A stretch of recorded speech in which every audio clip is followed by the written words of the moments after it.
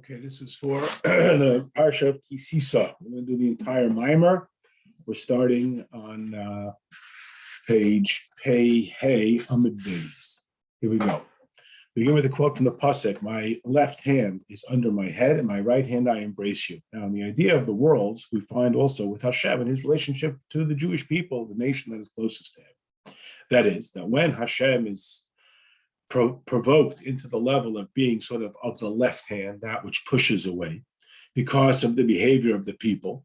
So he will be ultimately to their rescuer. And ultimately, the ultimate point is that it will uplift their heads. Like it says, the left hand, which represents a form of distance and separation and discipline, is under the head. That is, it's designed not just to be punitive, rather to uplift the head. And this is like our parsha that says that when you lift up the heads of the Jewish people for their numbers, that through the Pekida, which in context means their count, but also can mean the instruction, that is, that they are somehow being counted, like we would say, counts against them in a negative sense. Like our sages say, whenever there's a Pekida, there's something that we are counting or taking note of. It's usually it's always associated with something that is a derivative of the sin of the golden calf.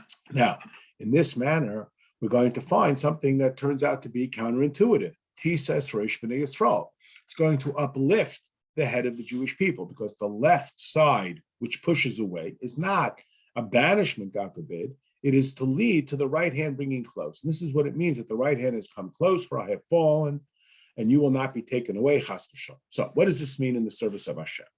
Now, we have a pasuk that describes, remember when Yaakov disguises himself as Esav, that his father says, it is the kol Yaakov. It uses that word twice, but one time it's spelled with a vav and one time without a vav, because there are two voices that come forward from the Jewish people. There's the voice of Torah and the voice of davening. Now, in some contexts, we describe Torah study as being the ultimate, and other times we speak about the wondrous virtue of davening, that it parallels the sacrifices and so on. And both of them, of course, are true. It's not a competition. There is a distinction, because tefillah is how we elevate ourselves from below to above. And Torah is the way that we bring God down into this world. Meaning, this idea that davening, the concept of davening includes also the fulfillment of mitzvahs, kriya shema, v'ahavta, and so on. And similarly, all of davening is set up before the Shema,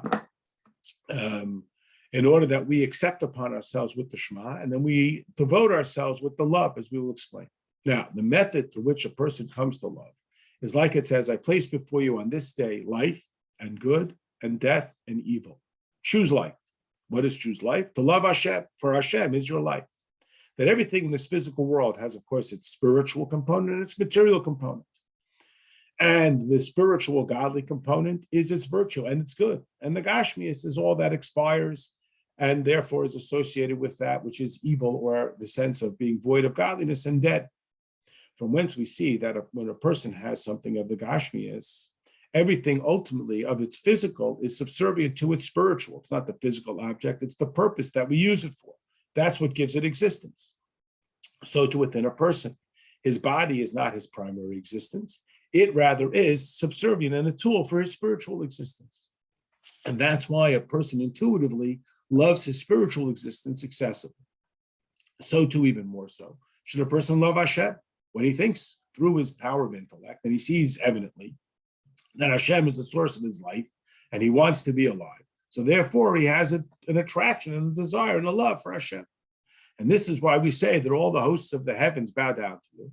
Like our sages describe that the sun sets in the west, illustrating that it is subservient and bowing down to its master, to Hashem.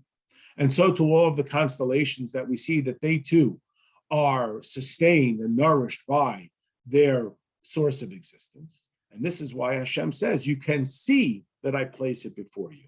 This is what a person can see with his physical eyes. He sees the life force. He sees how everything, all the hosts of the heavens bow down before Hashem. He sees how it results in loving Hashem, your God, with all your heart, with all your soul. Even your Yetzer Hara should become subsumed to the service of Hashem. Like our sages say, put aside your will for his will. Because this love results in a visual experience that's incomparable. There's nothing that you can find in the Gashmias world. Like we say, who can compare to it? Who is like it? Who is comparable to it? And this vision has to be eternal and constant. And a person who doesn't make this effort to constantly see godliness is considered like the fool who stumbles around in darkness. Whereas the wise person, his eyes are in his head, that he is constantly focused on his life force and that which gives him existence, which of course is the infinite light of Hashem. And in this manner, there will be the love of Hashem embedded within his heart constantly.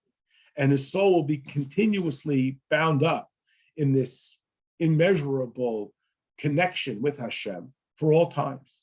And this is why the verse says that the power of tshuva is constant and continuous regarding one who violates his covenant.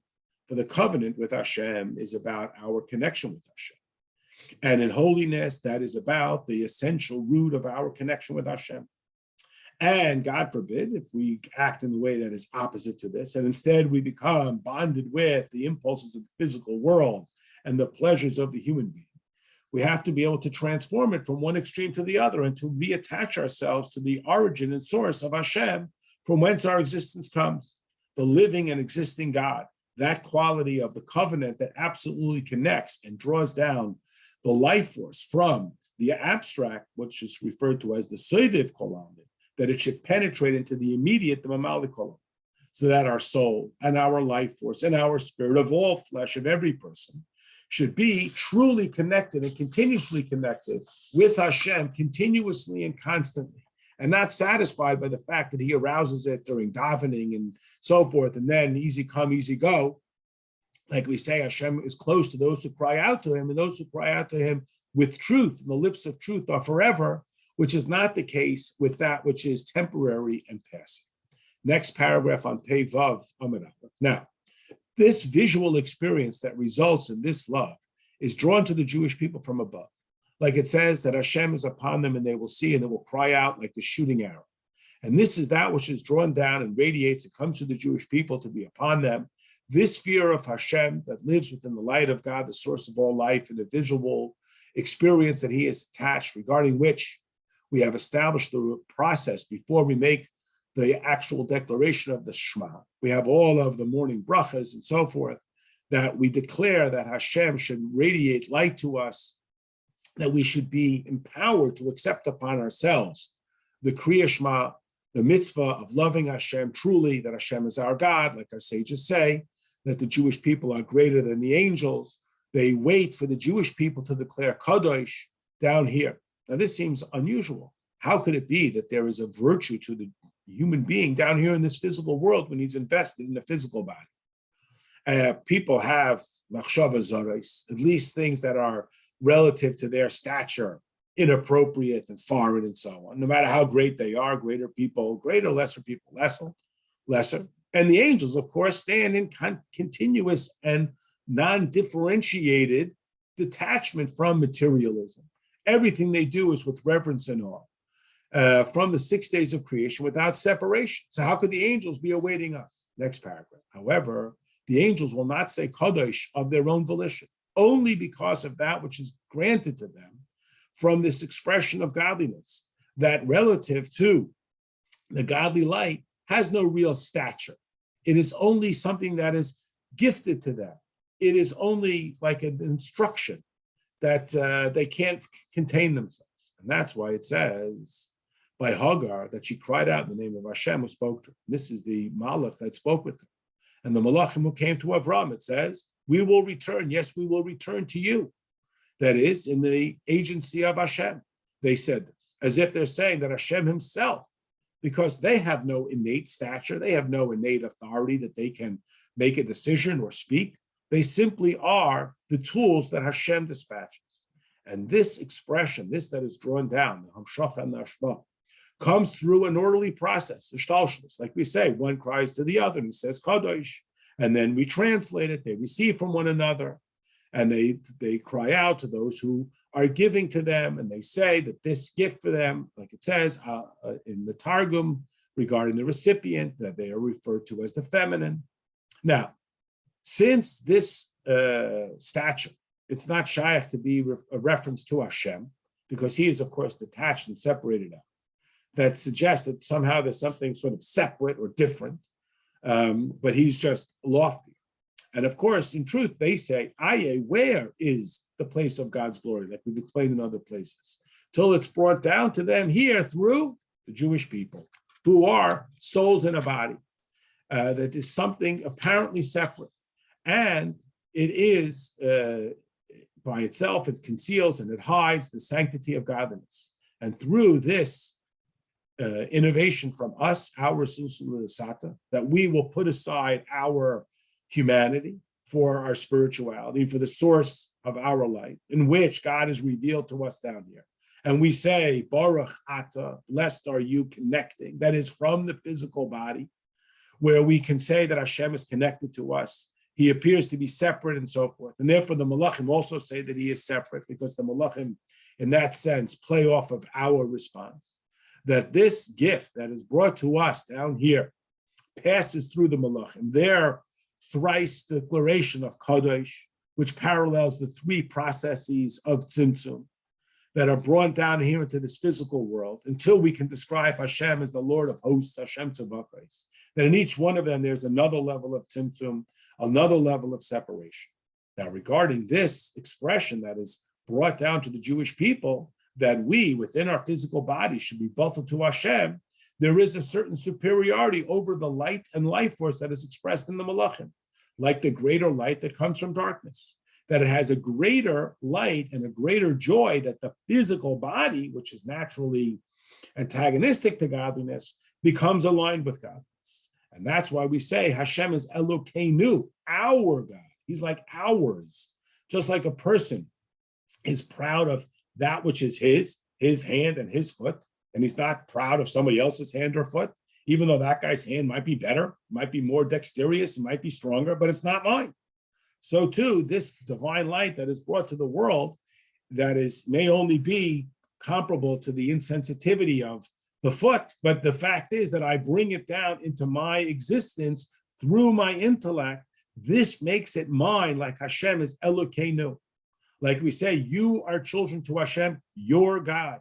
And like a child is the extension of the lap of his father. That just like the foot of a person is one with the person, even though it's quote unquote less sensitive than his mind. And therefore our sages say that we should put aside our will for his will. That is, that we should be like a foot soldier, like say in English, to Hashem, to be completely surrendered to him, just like the foot is surrendered to the intellect. Whatever the person wants, his foot follows suit. It has no independent desire. And this is why we say every morning in the brachas, we thank Hashem for granting the rooster the intellect to distinguish between day and night. Because this stimulus for the level of love and reverence that comes to a person is not innate. It comes to him from above, through that level of, quote, the spiritual rooster, where there is a distinction between day and night, that is between chesed, day, light, and gevura, night or darkness, through drawing down bina, like we described, the rooster is having bina. Similarly, all the other brachas and all the other davenings that we think about and we contemplate on what will be found. In order to draw down this love, that it should come from above, we first have to crush, of course not physically, the body, and to subdue it, and to be sort of annoyed at all of that impulse. Why do I always want this? And so on. We're in the left-hand column, in the middle of that first paragraph, like the pasuk says, God is close to those who are of a broken heart and a crushed spirit, he will rescue. Like it says, the sacrifice to God is a broken spirit, that in order for there to be this quality of Havaya, the aloof aspect of godliness, to be Elokim Shalanu, our God, we have to first come close to Hashem. How? By overcoming our human impulses. And all of this is described as the stimulus from down here, from below to above. And this is primarily the concept of tefillah, the Indian of Torah, which is to draw godliness down to this world, in all of our very soul, that is to draw it down and to spread it out in our soul, in our thoughts, in our words, in our deeds. And that's referred to as the initiation from above, that through this we arouse this quality of chachma and wisdom, not a knowable chachma, but that which Torah makes knowable to us, God's wisdom that becomes embedded in material things. And this is the value of reading the words of Torah. Next paragraph. We then say, all of your everything. This is the idea of tshuva. For tshuva is so great that it brings the geula. What do we mean? Everything, ma'oid, abundance, more than what we would ordinarily be able to measure when we say we love Hashem with all our heart and all our soul. This is drawn down from this revelation of godliness that lives here in this physical world, where we ordinarily only get a little glimpse. Like it says, it went out like a shooting lightning, that it's only one quick thought. Just like a person has one thought, and relative to his capacity to thought, it has no stature, because a person can think forever, and having a thought does not detract from his capacity for thought. Similarly, one thought has no stature relative to the very essence of his existence. For God existed before he created the world and after he created the world. I am Hashem, I do not change. All of the world, all of the future world, the lower Gadol, the higher Gadol, the times of Mashiach, the times of the coming to life of the dead have no stature. They don't account for a distinctive moment. This is the service of the spark of the neshama that is invested within a physical body. For not every neshama can be invested within the physical body. Only that little spark from whence it is that source that remains above, that still hovers around him, makit. And that source that is brought down here into this physical world, which may be as insensitive as a foot, relative to the loftier, more spiritual concepts alluded to by the concept of the head. When we say, all your everything, this is when we serve Hashem with the essence of our neshama, with our head, not just with our obedience, with a total putting aside of self, a total bittul, to pour out to our Father who art in heaven, because of the very essence and existence of who we are, where there is no limitation. It's not something that we could achieve. It's not something we can describe as filling the world or surrounding the world. It's not categorizable at all. Next paragraph. Now, if a person merits to have this overflowing and intense love, this is like the person who was described as the master of tshuva, not just the way we use it colloquially. That is, that he has completely transformed himself from being in a dry and arid place. And he cries out to Hashem, and this reveals this intense love, that he should have total surrender to Hashem. And this is why Paro came close, and we say that he brought close the Jewish people to their Father in heaven. And that's why this level is called Ma'oid. Like when it says Toy, this is a reference to the angel of life. But on the Friday of creation, when it said Toiv Ma'oid, this includes the angel of death. Why the angel of death? Because the awareness of, God forbid, consequence will increase multiple fold our passion and love for Hashem that should have no end. Bottom paragraph. And this is why we say that the left hand is under the head, that through the level of the left hand that pushes away, that it will ultimately lead to a lifting up of the head. And this is similar to the idea it's explained in Tanya of the virtue of gold over silver, that this quality that a person will ultimately come to the right hand of embracing, that the right hand is a reference to Torah and mitzvahs, the level of chesed, the level of water that comes from a lofty place and is brought down here. And it supports the person, like you hold a person up by hugging him, you don't let him fall. Similarly, Torah and mitzvahs come down here, even though what we get of them is only a very shallow illustration of God's idea. They become invested in physical matter to seize the person so he should not fall. Like he turns to, after davening, to go do his work. And he's going to now have to avoid all the difficulties of that life throws at him. And he has now been knocked down from that lofty place where he was speaking only about the Kabbalah soul of Hashem, and he was speaking about tefillin, and he was at such a lofty level, and he was davening in chesed and gevura. And he spoke about in the first paragraph of the Shema, where it says you should dedicate all the firstborns, which is a remez, it alludes to the quality of chacham. And the second paragraph of the Shema, which speaks about when your children will ask you, what is this? Which is about his beingness, that we are able to analyze how we're going to refer to this. And the third paragraph of the Shema, which speaks about the love of Hashem. And the fourth paragraph of the tefillin, which is the second paragraph of the Shema, we speak about obedience. And we're going to turn away from all of that and go out, out into the physical world. And this is what it means that Har Sinai was filled with smoke, because the fire of Hashem came down into the physical world, just like Sinai is a reference to bringing down the enmity of the idolaters, which is the evil that needs to be brought down, that I hate them with the absolute hatred. And this has to be brought down here into this physical world, like God came down into Har Sinai to bring that passion from the davening out into the physical world, so that it should set it, quote, on fire, and should be the smoke like a mountain that is melting like wax before the love of Hashem. And this is true with all mitzvahs, both the mitzvahs of avoiding evil as well as the pursuit of good, and ultimately of tzedakah. The tzedakah uplifts a nation, that they should be attached and never separated, and they should be like face to face, like it says that God will shine his face upon us. And this is what it means, that they will grant each man the atonement for his soul when you will account them. That is, that when you will account them, when they will recognize that there's something deficient, like we referenced earlier in the mimer, that accounting suggests that we find the flaws, then there will be a correction through tzedakah, which will once again attach them with Hashem. This then concludes that mimer. And now we're on Daf Pei Aleph, Pei Vav Amid Beis, and there's one more mimer on the right-hand side. And it begins with the Dibur HaMaskil. This should be given to all those who pass through to be counted, a half shekel of the holy shekel, 20 gera of the shekel, half a shekel as an uplifted offering, a truma to Hashem. Now the pasuk says, Noida b'sharim b'ayla. Her husband is known at the gates.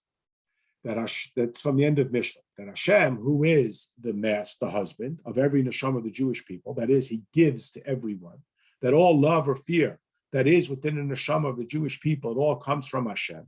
And therefore, each one is granted it according to their gate, the way in which they are able to. That there are 4 gates: there's love of Hashem, fear of Hashem, Torah mitzvahs. And these parallel the 4 letters of Hashem's name, Yud Kei Vav. So to understand how this all comes from Hashem and what is the choice then of a person. So there is certainly something that we can do if it's all given to us from Hashem. So what does it mean that it's dependent on our choice and what comes from above? So we know, of course, the essential pasuk of our faith is Shema Yisrael Hashem Elokeinu Hashem Echad. And you should love Hashem. Now, V'ahavta has 2 interpretations. One is it's an instruction, you should love Him. And the other is that it's a guarantee, you will ultimately come to love Him.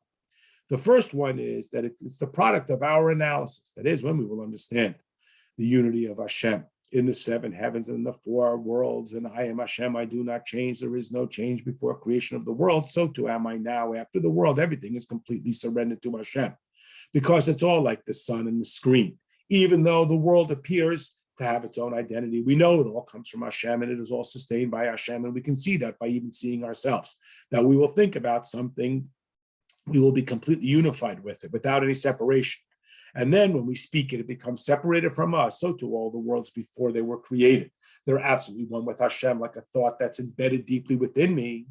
And that spoken word does not detract from my capacity to think of, or my capacity to speak. For every moment, I can be thinking all kinds of things. And so too in all the worlds, every word that I speak comes from my wisdom. Like it says, it comes forward.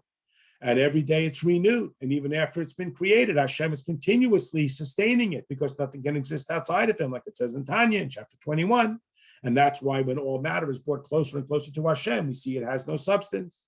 And the worlds themselves are completely separated from Hashem. And this that is above is called speech, and that which is below is called a world. It's the same idea of thought that is completely unified with the person, and the speech is still completely unified with them. That is, when the teacher teaches to the student, he expresses it entirely, top of the next column. And this is why it says that no thought can truly grasp Hashem. Even the loftiest worlds, they are a thought, but they are completely surrendered to the essence of Hashem, and therefore no thought of ours, no matter how lofty it is, can grasp Hashem's thought. And this is why it's considered hidden, even from the worlds that are considered hidden, relative to our capacity to grasp. And that's why no thought can grasp, regarding which we say this instruction, shall love Hashem, your God, that we should contemplate this oneness, that it should be Hashem, should be your God with all your heart, all your soul, all your everything, machshava, dibur, maisa, that there should be no machshava, dibur, maisa separated. It should all be completely surrendered to Hashem, completely above any thought, because no thought can grasp him.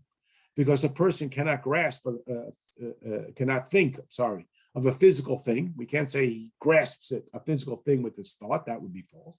And so too, the only way that we can become fully close with Hashem is with Mesiras Nefesh, as indicated by the quote, B'chol nafshecha, all your very being. Because the person's nefesh is his thought capacity, his speech capacity, and his deed capacity. And it is all completely surrendered to Hashem and completely bottled.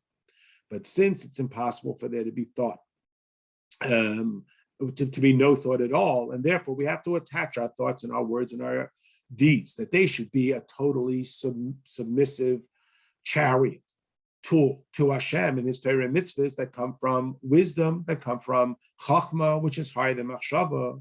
And that's why when a person does a mitzvah properly And even though Torah is invested in physical things, prohibited things, permitted things, and so on, and mitzvahs, tzedakahs with money, and it's so shallow relative to the intense godliness, it's like the hair that comes out of the person's head compared to his brain. So too Torah and mitzvahs, even though they're physical things, they come forward from Torah. And this is obligatory upon everybody to contemplate deeply. And this is what's linked to his choice. The second interpretation, that v'ahavta is a guarantee that it will absolutely come to a person, this gift of abundant love that comes from above. And this is why in Shema we say Shmiya, you'll understand it. Because there cannot be something that will come as a product without any hisbonenus, even if it's higher than analysis. And this is why it's called the holy shekel, the holy weight from silver kesef, from the concept of nichsech nichsafti, a total longing, a love, overwhelming love, level of love that comes from above, something immeasurable in the characteristic of doing good and avoiding evil. And it has to be in absolute tangibility, like it's described as being ready for exchange. The Oivra L'Seicha, which is a reference to the purchase of the cave of Machpelah, when Avram paid Ephraim 400 coins, Oivra L'Seicha, cash on the barrel. That is, it was right there. Seicher from the phrase for Sachor Seibit. And the 400 coins that Avram paid, connecting that concept of, again, shekel, the 400 coins, is a reference to the 400 worlds of a total surrender for Hashem. And then these shekels are further broken down that they have to be the weight of 20 geras, because each of these levels of love includes 10, the 10 of the intellect and the midas, Chabad, Chagas, Nehim, the 3 of the intellect, the 7 of the character. And there's 2. There's the love that it's the product of our hisbonenus, of our analysis, and then there's the love that is the guarantee. So that's why you get 20. Like we know regarding this abundant love that comes from above is also a product of the 10, the 3 of the intellect and the 7 of the character. And that's why they have to be 20 gera, 20 measures. And this is why it says that you should lift up the heads of the Jewish people to their count. That is, to the neshamas that are called the heads of their counts, from the phrase that Hashem pakad, same word. In this context, though, it's talking about Hashem remembered Sarah, and that's when she became pregnant with Yitzchak. And each one should give a kofer, atonement for his soul. That is, that not everybody can come to this level of abundant love, to be all 20 characteristics as alluded to by the 20 ger. However, this first level of love, which is the product of contemplation, is obligatory on everybody. That is the half shekel, to completely surrender himself, which is the 10, that is, of the self-starter that comes from contemplation. This is why it says everybody has to contribute to all those who are accounted. And again, the word pekudi, meaning counts, is also related to the 248 instructions, like our marching orders. That is, even chas v'shalom, if a person violated a mitzvah, he still has to give the half shekel. That is, he still has to give the 10 that he can give. What is that? That's the first 10, the 10 characteristics, 3 of the intellect, 7 of the character, that he develops through intellect. That's his half shekel. And that concludes the Maya.